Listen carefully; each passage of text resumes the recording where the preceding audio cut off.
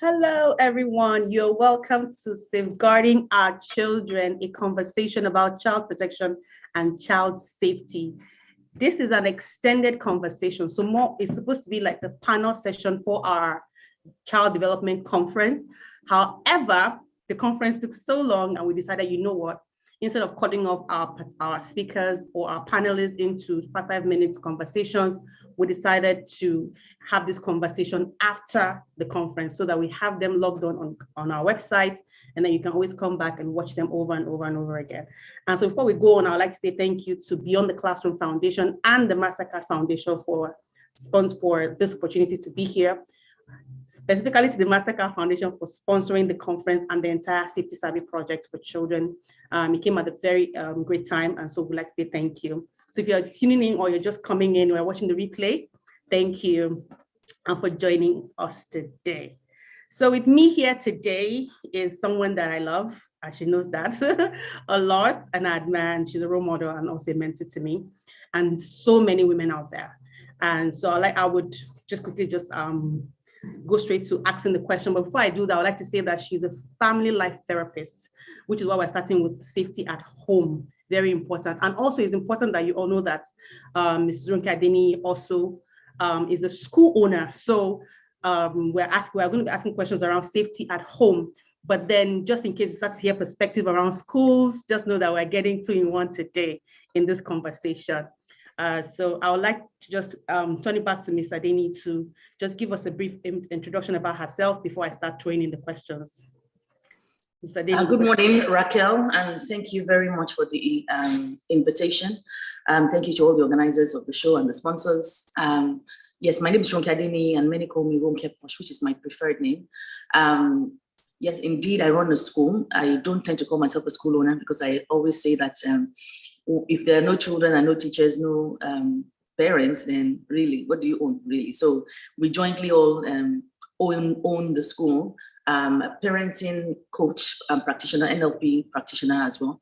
I'm a mind coach, and I'm very passionate about child development, children growing up the right way, and parents actually being involved in the parenting of the children. Why? Because I believe that is the foundation, and that is where the solutions to many of the problems that we have in society lies. So if we can get it right at home, if parents can get it right and connect with their children, then we'll have less issues at home. So that's a brief introduction about myself. I run RonkePosh School, which is in Parkview Estate, Ikoyi. Do visit us if you have young children and you stay around the corner. It will be nice to see you and have you. So that's it. Thank you. Thank you so much for being here today. So we're just going to go straight on to asking the first question I have on my list here, which is, so the question is based on your experience as a family life therapist. We want to know, do you think parents are doing enough to safeguard their children, especially at home? And if not, is that what informed your decisions to start the nanny care training? I know it was on for a few years ago. Was that what informed that decision to start the training, and how effective was it? So it's sort of like a 3-in-1 question put together. And I'll probably forget all of them, so you might have to prompt me. I'm getting old, you see. So nanny care happened many years ago. Yes, I used to train the domestic workers of parents that work in the homes and interact with the children, because it's very important. I found that many parents that were working, they were busy, and they had handed their children over to domestic workers. These people mean well, however, they're not necessarily, well, some of them mean well, but they're not necessarily equipped to do the job. So this causes a lot of friction between the parents and the domestic workers. And it also causes the domestic workers to provide a service that is below par to the families. And then we have things like accidents, we have things like kidnappings, we have things like deaths in the home. So I decided to start training right down to knowing when to open the door, how to mop the floor, emergency numbers in case of emergency. Imagine people having domestic workers at home and there's no phone. You don't even have a phone because people don't want them to call their own relatives or call their own partners and when they're not around. So they don't give them a phone. So when there's an emergency, there's nobody to alert. So people do it for whatever reason, but at the end of the day, it's the children that we're trying to protect. So that covers one for nanny kids. And then I can remember you asking about are parents doing enough in the families, in the homes to protect their children? And my answer to that is we can't do enough, even if we are doing everything. We can't relax when it comes to safety. We just can't. We just have to keep continuing. Yes, some people are doing better than others, but it's not a competition. What is important is that we are ensuring that the checks and balances are in place and that we are constantly revising our processes in the homes and also in the schools. We don't relent. I put out a post today, coincidentally, and I've also put on Facebook this morning, and I also put the invites to this recording. I put it on, and why did I do that? I realized that, last night, it's not a realization. Last night, at about 2:58 exactly, I started to hear the sound. This sound just continued and continued. And I was thinking, what is this? I got out of my bed trying to figure out what exactly it is that was causing the noise. And I realized that it was a smoke detector. One of the smoke detectors was going off. And I was thinking, at this time of the night. So I went to the window. I called I don't want to call them security because I don't even know what to call them these days. Gate man. I called him. I was screaming his name. He was gone. And that's why I keep saying that we are not anything security. They just, he was just sleeping. So I called for another guy. It took a while before he picked the phone. And to cut the story short, one of the smoke alarm was going somewhere at the back in another building, and that detector was going off. Soon enough, everybody started getting up, waking each other up to say there was something happening in their room. But what was important to me is that nothing was lost, no one was hurt, which was good. But what was important, the lesson I want to bring out is that many times that smoke detector, we'll put it there, and then the batteries will start going off. It gives an alarm when the battery wants to start going off. And then the battery will go off, and then we'll change it. We keep doing it, and there's no fire. And it can be quite irritating, because they're just spending money. It's just there. And then the same applies with the fire extinguishers. They will be there, there's no fire, and then they'll come and check and say, oh, it has expired, you need to service it, and then you pay again. And then you have more than one. We have quite a couple. We do the one in this, all the fire starts in the school. One time I do it in the school, I do it in my home. So we spend this money. So you can think of it as, I can't even be bothered. However, it only takes one occasion. Yeah. Do you want to gamble with that one incident that might take the lives of many people? Do you want to gamble? Fire blankets, sand buckets. Some people have sand buckets. The sand is already compact. It's so thick now because it's there. In fact, they will even start using it as a beam. You don't even, all the sort of things. We need to constantly put reminders on our phone to check it.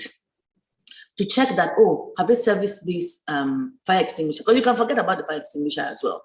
But if you know that they did the servicing and tell you that, okay, in another 6 months, call us again, you will forget. Just put it in your phone and put a recurring reminder there. And every 6 months, these days, everything is saved in the cloud. So you would remember. So are we doing enough? We have to constantly do and undo and redo and relearn. Even if you have a domestic worker in your house that has worked in your house for 10 years, it doesn't mean that that person is safe, is the safest person ever in the whole wide world. People succumb to influences, people change as time goes on, all sorts of things. People have pressures, people have mental health illnesses, people have challenges in life that can just make them negligent at any point in time. So somebody has done a good job for 2 years, for 5 years, does not mean that they can't have an accident in the 6th year. So it doesn't mean that you don't have refresher courses or programs for the people that work in your house. If people work in so I don't have a child at home anymore, and it makes me feel old, and I'm so not old. I don't have a child in the home anymore. But when people come to your house, it's very important that you let them know the processes of your house. I can remember I have a lady in my house, you know her, and at the moment she just came to spend some time with me, and she gave me a call yesterday. I was in the office, and I just said to her, I said, you know what, I think I'm going to have to get a user manual for you to read, which I have for my house, despite not having any small children or domestic workers in my house. Even those that come to help me with the cleaning, what I do is that I give them this manual to check and know and ask me questions. I don't assume that they know how to operate in my house, because there's some things that will be peculiar to me and will irritate me. They may be small. However, it will reduce conflict if they know how to manage in my home, and how to operate in the home. So to answer that second question, we have to keep doing it. We can't have done enough in our homes. And I can't remember the third question, which I guess I might. Yes, the question was about the nanny care training. That was it effective? Which is something you want to resume doing? It was effective. The nanny care training was very, very effective. However, why did I stop nanny care? It was very rigorous for me. Oh. I found it very rigorous. I found it very time consuming because I was doing it alongside a lot of other things that I was doing. I found it very, very demanding. And it grew because I started to talk about it online, and the blogs and the questions and all sorts of things happened. Ideally, I should have done more, maybe automated and made an online course for it or something like that. That's a good idea. Yeah.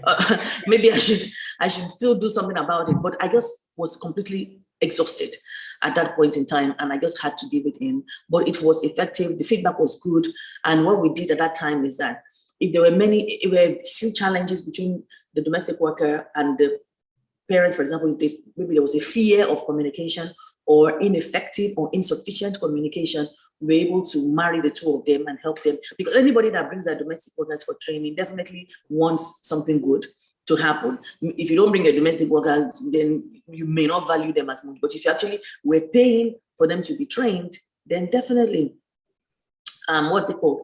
If you're paying for them to be trained, then definitely you want them to do well. So we're able to help them fill in the gaps where necessary.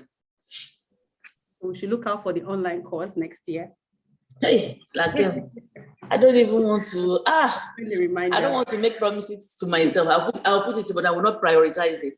It is so challenging. There's so much going on. So much. There's so much going on. But we thank God for opportunities to be able to create content and do stuff out there. We thank God for those opportunities. Yeah. We're going to talk about water safety, which has to do with swimming safety, tomorrow with another guest speaker, especially at home. So that person is covering home and school. But since we're talking about the home, and you talked about the fire drill, fire extinguishers, I'm going down to stuff like CCTV. A lot of people say, oh, it's infringement on people's privacy. Why would you have a CCTV at home? It is not right. So at what point should parents start using CCTV, or should we not at all? So what comes to mind when you think of CCTV at home, especially because people can just walk into a room not knowing that there's a camera there, and they're not wearing any clothes, and they are captured, people's privacy and all that. So what's your take on CCTV at home and curbing child abuse at home and child safety, especially because we heard about the recent drowning at home of a celebrity? If there was a CCTV camera in that house, maybe that would have been captured while the child was going into the water. So what would you say about CCTV cameras at home? So CCTV cameras at home, they are good. However, I always say that prevention is better than cure. CCTV can tell you what has already happened. So you can catch the perpetrator. The predator can be caught. However, the deed has been done. So say, for example, the child was kidnapped, you would know who kidnapped the child, but the child has already left the home and is experiencing some kind of trauma, and the child is in an unsafe environment with unsafe people. If a child is sexually abused or beaten, for example, it has already happened. The CCTV will only tell you who did it. Yes, you can punish who did it, even if you jail the person for life. That child has been traumatized, that child has been abused already. And abuse, say for example, sexual abuse is something that some people deal with for the rest of their lives, irrespective of the therapy that they have. So why don't we prevent CCTV? Well, not CCTV, sorry. Why don't we prevent the action from happening, as opposed to trying to capture somebody? Do you know what I'm saying? It's like being prevented. It's like saying, oh, I don't. You see, there's something about smoke alarms. Can you hear it? Yes, I can hear it. I'm thinking, what's going on with all this safety thing? Yes. So I'm sorry about that. I really need to figure out what is going on. Just give me a second, please. Okay.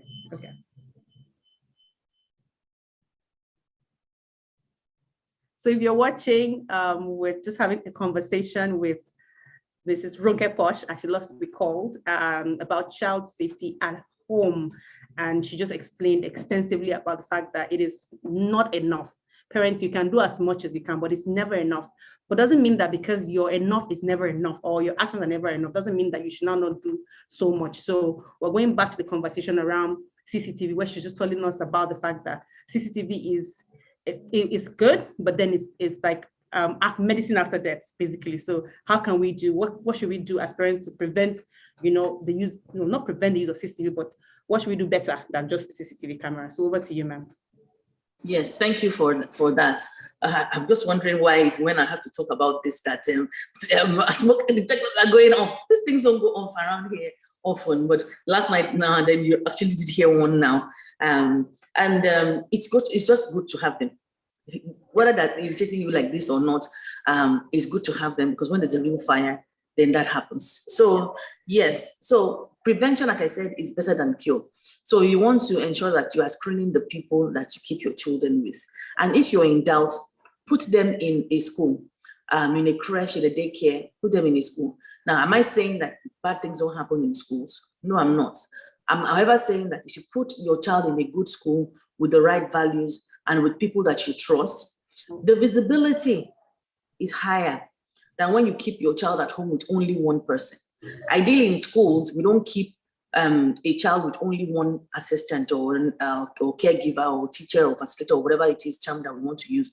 There will be other children in the classroom. There will be other adults in the classroom. There will be cameras in the classroom. There will be open glasses, open windows or see-through windows, transparent. There's glass, so people can walk by and they can see what is going on, as opposed to you locking your child or children with just one adult and you just leave them to fate. So I would say that as much as you can, do what works. So sometimes it's even having a grandmother that's available, it's good. And collaborating, when they say village should raise children, it could be your friend's mother. And you guys put the 4 children with them with an assistant. So she may be busy or she may not be too strong to look after the children, but her oversight is there. We have to continue, we have to encourage communal living these days. And I always want to make reference to people that are jackpying, relocating and rushing abroad. One thing that is lacking is that community spirit, that ability for people to commune together, to support each other. You find that everybody's working, everybody's in their own. If you get an au pair or a babysitter, they're earning as much as you are earning sometimes, and you're thinking it's not even worth it. Yeah. You were thinking it's not worth it, even though it's worth it for your children, but you also have bills to pay. So community is very, very important when it comes to raising our children, and it will really, really help when it comes to leaving your children at home with domestic opera. It will help you with safety. Yeah, thank you so much. It really makes sense, because and then you mentioned this whole living abroad. I remember when I went to have my daughter abroad, and there's this grandma that takes in children, very lovely grandma. She has a maximum number of 6 or 7 children she takes at a time. And then so she was saying that, if you were living here, you would have brought your daughter here for some time. I watch them, and because she's a Nigerian grandma and she speaks one of the Nigerian languages, so most of the parents like to drop their children with this lady, because her mom is around. And they had a room where the mom just stays there with them and she keeps speaking this Nigerian language to them. And it was just good to see, really. Yeah. So that community is very important. But some people, when I told them about it, they're like, we don't have it where we are. And we wish that we have someone like that does that to us. So yes, community is very good in safeguarding our children. I'll jump on to the next question quickly to talk about simple ways parents can improve resilience at home. I'm trying to look for a way to explain it, which we have talked about it, but so people want to hire their caregiver, for instance, doing like tuberculosis tests, HIV tests, because we've had issues where a caregiver was hired and then they knew that they were sick, or they did not start to use the toothbrush of the child, so that the child is affected. So what those simple things that parents should do when hiring, and especially for a new caregiver at home. So I remember creating a guide when I used to do nanny kits and had that blog. I should share all those things again. They're actually quite important. When you hire a domestic worker into your house, you need to screen. The agents will tell you that they've screened this nanny, and oftentimes they haven't. You rarely find that they do. Some will tell you that they are, super company or whatever the case may be. However, I will tell parents to do their own due diligence. Do your own due diligence. No matter the screening they said they've done, make sure that you also do your screening as much as you can, even if you're from the village. You know, try and find out who is in the village that knows their parents, that knows, you know, all the connections, that if they're in Ikorodu, go and find out, you know, about that person as much as you can. You know, at least you know that you have tried your best. And then when it comes to the health and the hygiene of the person, you want to check that person out. Yes, we do in this part of the world all sorts of tests, hepatitis, HIV, tuberculosis, malaria, pregnancy tests, all sorts of things are being carried out. And it's important that you do all those tests. I mean, there are people that I know that they have domestic workers that have HIV, they have domestic workers that have hepatitis, because you can have hepatitis and not transfer it to somebody else. So it doesn't mean that you can't have a domestic worker that has hepatitis. And when I say it, people are like, hey, I actually have friends that they had a nanny for 6-7 years, and the lady had hepatitis. It's just that you have to limit the scope of their work. You have to limit the scope of the work that they are doing. So there will be some things that they will not do for the children, but they can fold their clothes, they can iron, they can clean, they can help tidy up with their rooms or their toys or whatever. They may not handle the food, but at least they're adding value in one way or the other. So that's one thing. So when you do those tests, you're able to determine if you want the person in your home or you do not want the person in your home. At least there are parents that are HIV positive and they have children. They don't eliminate themselves from their homes. So we have to know what but that's a whole conversation, because all sorts of things happen. So if you want to eliminate all risks or whatever, you can. The choice is yours to make. And just making people aware that there are people that are good out there. They've got these diseases or viruses or whatever it is, not necessarily because they are promiscuous or whatever, through no fault of their own. They've had sort of things, and should we now not give them opportunities? But you can say, okay, well, it's not in my home, but yeah, separate conversation entirely. Now, having said that, when they come into your home, you need to have a training guide for your home. You can't assume that a papa will come into a palace and know what to do. You can't assume that somebody will come from the village and come into your home and know exactly how, even if they work somewhere else. The microwave in that house where they work may not be the same type in your own home. They may not have Siri and Alexa operating apps and stuff like that. And then you are expecting them to know already, and then you're getting frustrated. You may not know, so there may be a way that they mop the floors in a particular home, and they come to your own home. That's not how you want it. You know, they may sweep with brooms in a particular house and come to your home, and you want them to use a Hoover, a vacuum cleaner in your own in your own home. So it's important that you sit them down, you do the interview thoroughly, and it's not, are you cook? Which soup can you cook? Can you make amala? Which soup? Baga? Okay. Can you wash children's clothes? How about you can make their hair? Okay. Okay. They are domesticated, and then you hire them. No, it goes beyond that. It needs to be a bit more thorough than, in fact, significantly more thorough than that. You know, you even want to understand the mindset, and you want to do videos when you're interviewing these people, because you want 4 pictures, you want videos, you even want as much as you can, thumbprints, whatever, they're coming into your home. It's the same thing as you going to another country to go and reside in that country. People are jackbuying. They're not just jackbuying anyhow. They have to bring their bank statements. They have to, their NIN number. You know, these days, the payment people registered. There's the NIN number. There's the thumbprint that they can do. There's the, you know, some of them will have passport, driver license, or the drivers, all sorts of things. As much information as you can gather, that's what you should be doing at that point. So that if anything happens, that person can be tracked easily. If anything happens, you can report it to the police. At some point, they did say that you could register your domestic workers with the police. And I've tried it a number of times and it's not working. So they did say it was operational, but we've not had it functional in our own area. They don't even like what are you talking about. They don't even know what you're talking about. So maybe it's happening in some environments, but not in our own environment. So if it's happening in your area, find out. You might want to check it out and get your domestic workers registered at that point. So screen them as much as you can. Who is their next of kin? Where does that next of kin reside? Where does that next of kin work? You're not asking too much. You're protecting yourself and you're protecting your family. See, when I started Helps at Homes at that time, the reason I started it was because we had a domestic worker who had been with us for 5 years. He had even been on the premises before I relocated to Nigeria. So he had been in the family. My parents knew him even before I came to Nigeria. But he was still the one that brought armed robbers into our home. I remember that incident. So did we do enough screening? Perhaps we didn't. So when you have to take responsibility, you have to take responsibility. He was there for 5 years. You just got used to him, but we didn't really check his background, that he had a criminal background. So you have to check as much as you can. Who do they know? Who are their friends? Don't hire out of desperation.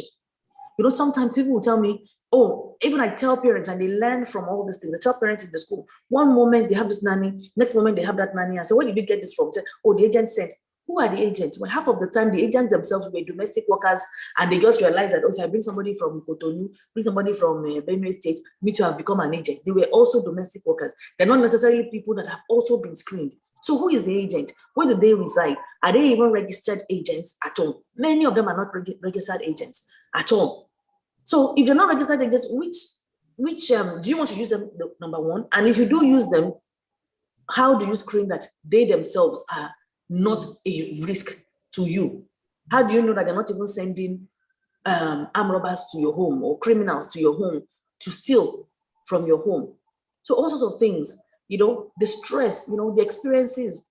There was a time where I asked a domestic worker to show me a picture of her mom, and she showed me, and I've done it more than once. I do very random questions. I don't do straightforward questions. Oh, Mama has Mama in the village. Let me see Mama's picture. So I looked at Mama's picture. I said, can I scroll? She said, yeah. By the time I scrolled, there was porn, but she had forgotten. Now, I'm not saying you don't watch your phone, but at least I have an inclination of what this person is consuming. So if I have little children around, I might want to be careful with this kind of person. Random things. You can ask them random questions. Where you were working, how was it before? So that you can get an idea of their mindset. One, you can also have an idea of the trauma, because a lot of these people, they've experienced a lot of trauma in their lives. There was a time when we had a guy that was working here as a janitor. He was working as a janitor, and he had stayed for a year or two, whatever. Anyway, his first birthday, we got him snacks, drinks, so just set up a table and put things out on that we do for everybody. And when it was time for him to, when we were singing and we sang the happy birthday, he started crying, and I was thinking, what is he crying about? What tears for? Okay, is he emotional? He doesn't strike us as the emotional type. So anyway, we got to the bottom of it, and what we realized was that he said this was the first time he would ever have people celebrate him in this way in his entire life. I'm talking about a man that was almost 30. And this is the first way that where he used to work, they used to whip them with whips. That Hausa. Yes. That they used to flog. Yeah, they used to flog them and stuff like that. And they don't remember, nobody remembers his birthday. So by the time you start asking questions, what do you do on your birthday and stuff like that, they may be thrown. They may not understand what the relevance is, but you know what you're trying to achieve in asking those questions. And when you want to ask the questions, try not to just ask any random question. Have some structure around the question. Have an objective around what it is that you want to achieve from those questions. Write them out. There's nothing wrong with writing them out to remind you so that you don't forget that these are the things I'm trying to achieve. And people will wonder, just to get somebody to work. Yeah, but it's to work with your most important blessing in your whole life. If you want to buy a car, you'll be checking the chassis number, you'll be checking everything about the car. If you might want to buy ordinary designer handbag, they'll be looking for the number, you'll be checking if it's original, if it's authentic, it's not fake, it's not this, that. They will check the serial number, check everything. But when it comes to your children, you hire somebody to work with your children within 3 to 5 minutes. So what are you prioritizing as a parent? It's really, really important. Thank you so much. Thank you. This is really amazing. So I know we're out of time, but our final question here is around, so I know you talked about domestic workers. So this has to be with creating a safe space for your children to report abuse to you so we have a case where we have a child mentioned that, the driver takes him to school, it's a boy, and then when they get around the school, he just takes another corner, he molests the boy before school. And so the parents always said, because a male driver and a male child, the risk of abuse is low. So so I want to talk about creating that safe space because the child said he couldn't tell his parents because he knew his parents are going to kill him. So because of how strict the house and the rules in the house were, he couldn't mention it. So how can parents create a safe space for their children to report abuse at home? And so if you want to round that up with creating that safe space, and also the need for us not to say, oh, he's a male child, is not susceptible to abuse. Oh, she's a female girl and a female nanny. So I think they are good together, because we have seen cases where children of any gender are being abused by anybody. So I think that's how we're running up the conversation today. Okay, good. So when it comes to creating a safe space for your children, a lot of parents, they mean well, but they're not equipped to do the job as parents. And the important thing that parents need to realize that they need training. Parenting is not innate. You're not born to be a great parent. That's not, people assume. Because parenting is not nurturing. It's not giving children food, clothing, and shelter. Anybody can give the child food, clothing, and shelter without parenting them. So if you don't know how to parent, and even if you feel you do know how to parent, it's important that you learn how to parent. I've been doing this parenting thing now, I think it's going up 15 years. And if there's still something out there, I'm so quick to jump on it, to learn, to know another perspective, to see what works, because our children are evolving. So a lot of parents are already frustrated being parents. A lot of parents outsource their parenting to domestic workers. A lot of parents are carrying a lot of childhood trauma themselves. A lot of parents are frustrated as parents. A lot of them have too many things they're coping with. So say trouble in the marriage, say trouble at work, insufficient finances to run the family, all sorts of things are going on. And this is a normal thing. Now, if you are carrying all this baggage around, the environment doesn't help. A lot of people are suffering with power and energy issues, water issues, infrastructure, the roads are bad. There's so much going on in this, our own side of the world, that is already so much on people. Is it not even only our own side? It's really, really global. We've already spoken about the Western world and people not having enough support. Some people have had to cut down on their jobs because they can't, they can't cope. Somebody has to pick the children up, somebody has to take them home, somebody has to, one thing or the other. So they can't even cope. So people are dealing with all these issues. So the child wants to talk to you. We're already frustrated. Later. You're postponing all those sort of things.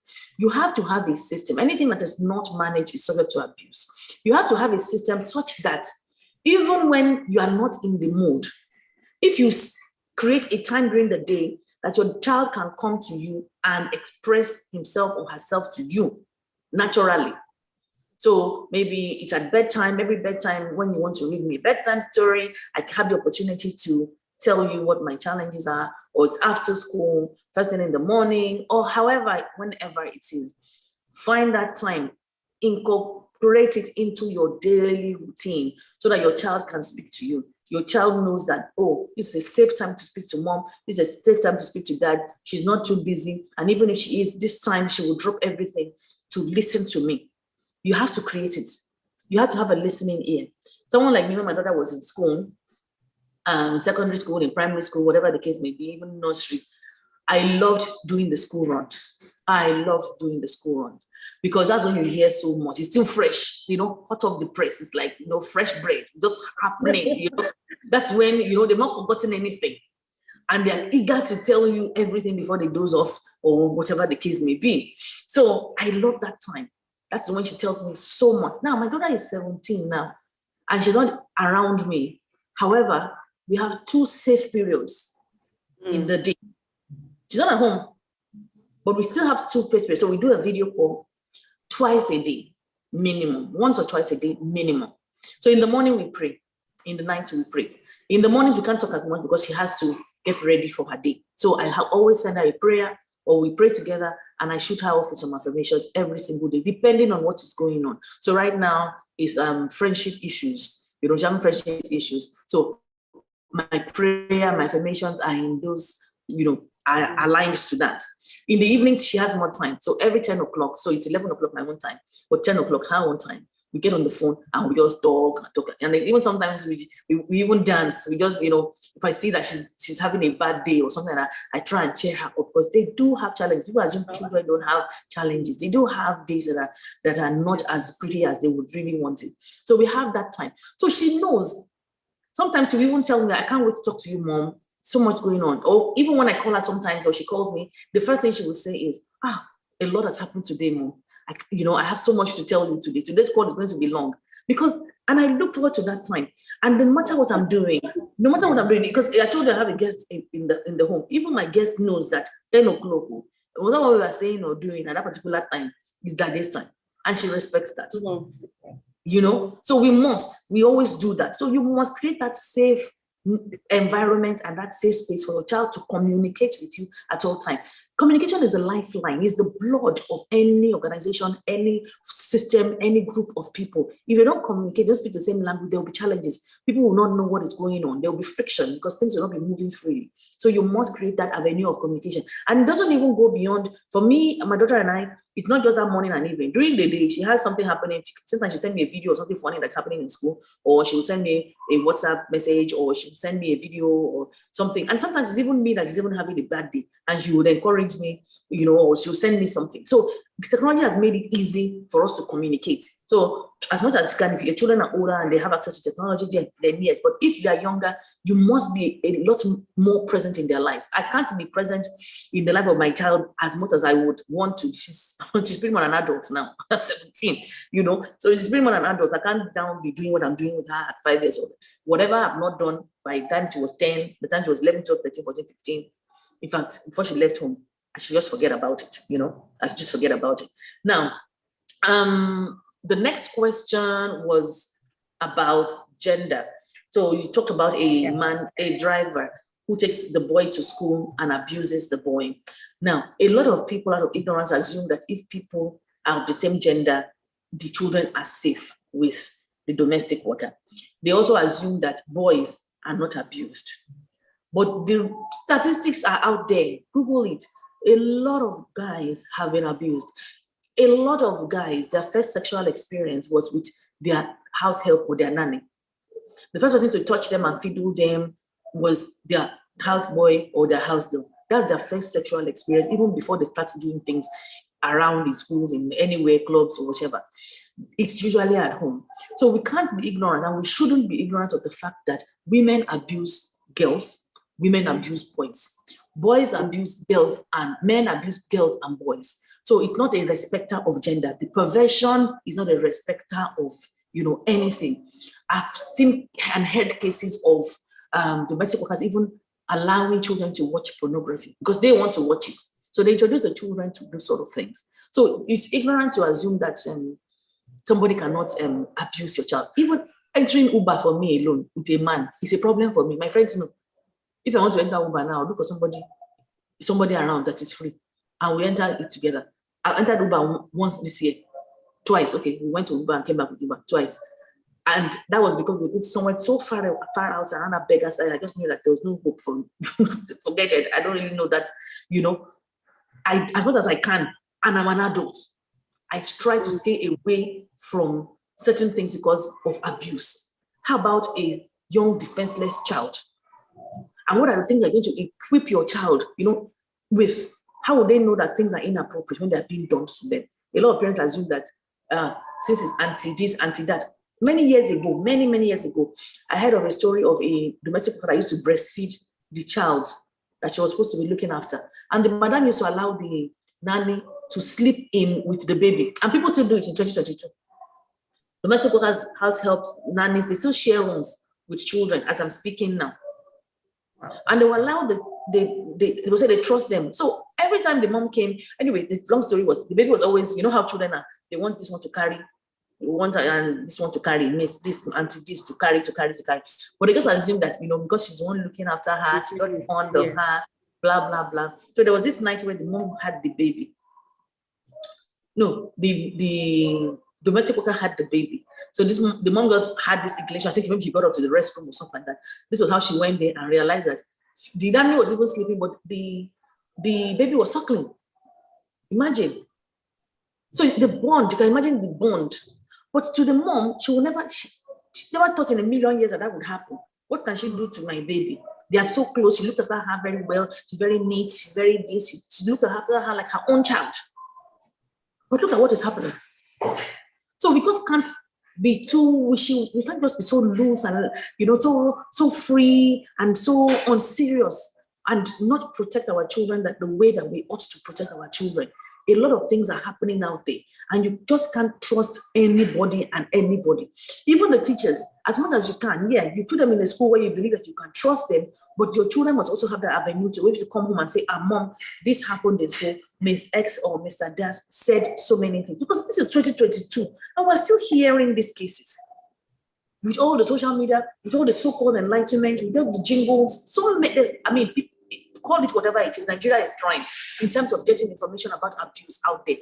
I've heard people saying it in Yoruba and different languages, carrying these messages around, but we still have children that are abused right up until now.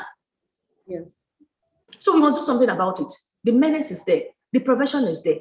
I went out on Sunday to a show, and honestly, I went with my friend and one of my bros, and I've never seen anything like that in my life in Nigeria. If I was even abroad, I would even understand.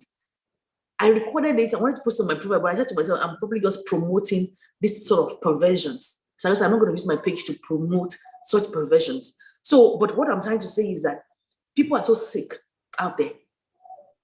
Someone said, because it's Buhari economy, they don't have anything to do, so everybody is just doing anything they want to make money.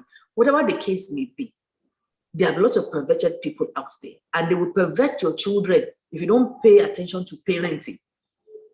If you don't pay attention to parenting, if you don't teach your children the right values, this sort of tribe of people that we saw on Sunday, I don't want to be too, you have to be very careful with the internet, don't forget. But this tribe of people that I saw on Sunday, I didn't see 10 of them. You know what I'm saying? Or 20 of them. I saw countless number of them. And somebody will be out there saying, my child, my child, my child. Oh, they'll be bragging about that child, doing screenshots and putting something on Instagram and praying and doing all sorts of things.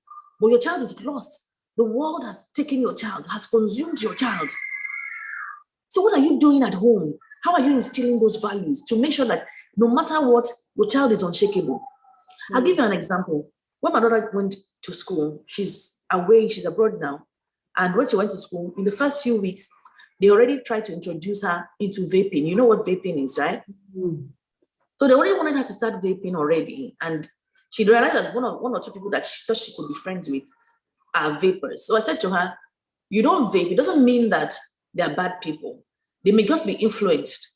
Yeah. So she has a tribe of friends that don't do it. But as I'm speaking now, one of them has joined the vapors because you're not rooted. This one, they know the right thing from the wrong thing, but they want to belong. They have this. They're so desperate to belong to a group that they would do anything to belong to the group. Now, another one where there's a way that they dress. When children, there's modesty. Yeah, they can show a little bit of midriff here and there, but you have to be careful with the way you dress. And they dress modestly, and we give them the liberty to do one or two things. However, we know what is not allowed: bombshells, boot to all those cleavage, showing all those sort of things. No, we're a Christian home. We're unapologetic about that. And I actually even met the mother of, because I like to meet the parents of my, and even one of them is even connected to me on Instagram. And then our children met in school, but we're not friends, we're just Instagram friends. See what I mean? But I just assume that the children will have sense. What I'm seeing and hearing now is a completely different ballgame. These children have only been there for a term, but the parents still will be putting posts about their children online and saying this, that, and the other. They don't know that, yes, you taught your children, but they're not rooted and grounded. And now when I say pastors and people that teach anything about parenting need to understand that if you don't connect with those children and bring them up in a way that they connect with you and they buy into your values, when they have the freedom and the liberty, they will go and do whatever it is that they want out there. Which is what happened to a lot of us growing up. The parents taught us, give us some training. You can't go out, you can't go out, you can't do this, you can't do this. But the minute we went out, the true colors came out. The true colors came out.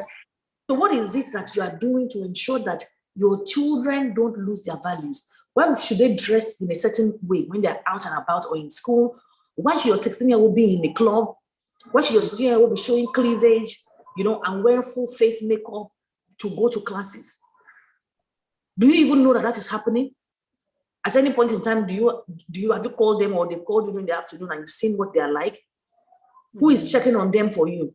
What are the teachers saying? A lot of people, we are sending our children abroad. Even those that are jackpot, they're sending that they're there.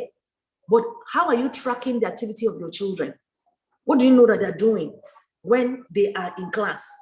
Who else is looking at them? Even the kind of friends that they have. Okay, today they're friends with A, B, C, D. That means already the child cannot find their own tribe.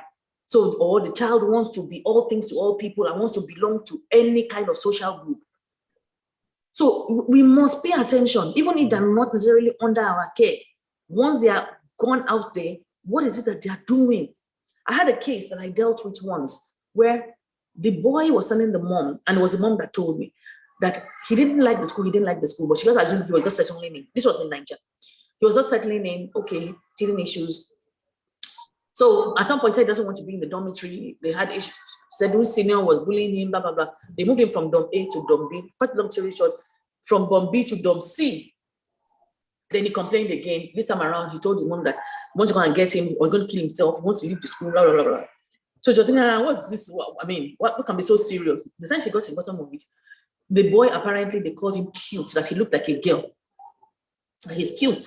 So he was a target for the homosexual children, homosexual, bisexual, whatever they are. So they were touching him, they were always teasing him and everything. They hadn't at that point sexually abused him, but they had sexually harassed him severely, that it was affecting him mentally. Ultimately, they had to remove him from the school.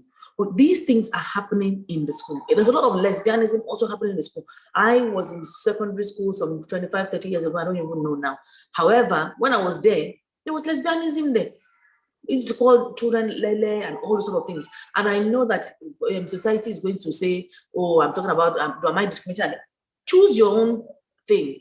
If you want to be bi, if you want to identify as fish or leaf or anything you want to identify, free to identify as anything you want. But my child identifies as a child of God. That is my own. Her own community of friends must identify as children of God. Who are the people that your children are even praying with when they go to school? Who are the children? Do they have friends that they pray? My daughter also had a friend that was that way inclined. I even connected with the parent. But that child she doesn't even want to all those things again. She wants to belong to other groups. She wants to be doing other things. And I bet you that the mom, and speaking to the mom, so strict, so this, so that. But when she goes home or when the mother sees her now, she'll just change. Because they know how to dance to your tune. They know how to massage your ego. A lot of the children, they know that the self-esteem of their parents are tied to their performance. So if they behave well, then everything is okay. But if they don't behave well, they're not proud of them. They will not, So they will just, they will even write you wonderful things so they can screenshot it and put it on there. Mugu, they're looking at you and say, my mom is happy now. Let me go and do all the evil things that I enjoy doing. So it's very, very important to communicate. It's very, very important that your children have that safe space that they can talk to you. Don't trust with gender or that gender thing. Let me go as far as saying, even amongst friends, they abuse each other. So people will have played this and say they're all girls, but all girls touch each other too. They have all boys touch each other. This one is not even hearsay. This one is even, I've experienced this one. I'm sure I spoke about it Facebook many years ago, where I invited a friend to the home with my for a play date with my daughter, and she wanted to start, coming on to my daughter, for lack of a better word, right now. But I was watching her on the camera, and I wanted to also know how my daughter will respond, because sometimes you have to see that it's not everybody that's bad. Maybe your child too wants to do. you never know. Let's see the values that you've instilled in your child. Your child interested in this way of life as well. Anyway, she wasn't, thankfully, and I had to call the father of the child. It became a big deal. But my point is, irrespective of gender, children can decide that they want to touch each other. So what is the safe place? I could have just left them, not even bothered with camera, and just said, maybe they're girls, they can do whatever they want together. Oh, they're boys, they can do whatever they want. They can touch each other. They can abuse each other. They can watch porn together. All sorts of things that they do. So we must ensure that communication is happening, that ongoing education is happening, and that we are accessible, and I'm talking about easily accessible and very available to our children. Wow. Thank you. In fact, this I was here screaming 30 minutes maximum. And 52 minutes. Oh my gosh.